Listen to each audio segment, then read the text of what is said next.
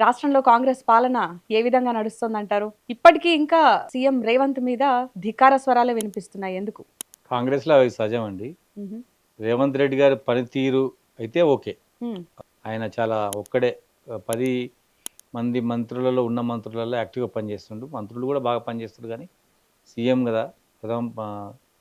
సమానులో ప్రథముడు గాబట్టి ఇంగ ఆయన ఎక్కువ పనిచేస్తుండు. ఫస్ట్ మీరు ఆయన పాలనైతే ఓకే అన్నారు. నిజంగా హ్మ్. ఓకే ఓకేనే ఉందనుకోవచ్చా? ఓకే అంటే ఇంకా ఈ మధ్య కాలంలో అప్పట్లో అనుకుందురు గానీ, ఎప్పుడైతే రైతులకు డబ్బులు పడినాయో, తర్వాత సన్నబియ్యం పథకం ప్రవేశపెట్టిండ్రో, కాంగ్రెస్ మీద పాజిటివ్ టాకే వచ్చింది. హ్మ్.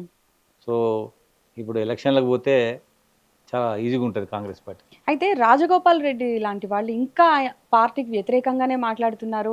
రేవంత్ రెడ్డి గూడా ఓ రకంగా వ్యతిరేకంగానే మాట్లాడుతున్న పరిస్థితి. ఎందుకని పార్టీ ఆయనకిచ్చిన హామీ ఇప్పటికి నెరవేర్చలేకపోతోంది? కేవలం కులం వల్లనేనండి. ఎప్పటికి రెడ్డీస్ ఎక్కువైపోయిండ్రు. హ్మ్. రాజగోపాల్ రెడ్డి లాంటి లీడరు నల్గొండ జిల్లాకు చాలా అవసరం. హ్మ్. వాళ్ళ ఇంట్లో ఒకాయన ఉండడం, తర్వాత రెడ్డీస్ ఎక్కువ కావడం వల్లనే. లేకపోతే మినిస్టర్ పదవికి ఆయన అర్హుడే. వాళ్ళకేందంటే మొదటి విడతలో ఇస్తే అయిపోయేదుండే. హ్మ్. ఇప్పుడు రెడ్డీస్ ఎక్కువైపోయేసరికి రెడ్డీస్ ఎక్కువైంది కదా అంటున్నారు. దానివల్లనే రాజగోపాల్ రెడ్డి గారికి ఆగిపోతుంది.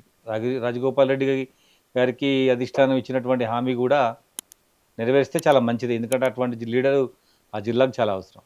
కాకపోతే ఇంకా కొంతమంది ఆంధ్ర పెట్టుబడిదారుల చేతుల్లోనే రేవంత్ సర్కార్ నడుస్తుందనేటువంటి తీవ్ర వ్యాఖ్యలు దేనికి సంకేతం అనుకోవాలి?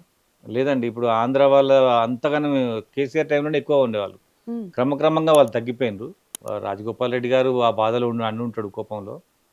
కానీ అదేం గాదు. రేవంత్ రెడ్డి గారు కేసీఆర్ కన్నా తక్కువ మంది హ్మ్. అంటే ఇంటర్నేషనల్ కాంట్రాక్ట్‌లు ఆళ్ళెవరైనా ఉంటే ఉన్నారేమో గానీ, తక్కువ మందిని ఆయన అంతే ఆంధ్ర వాళ్ళని దగ్గర రానిచ్చే వ్యక్తి ఏం గాదాయన.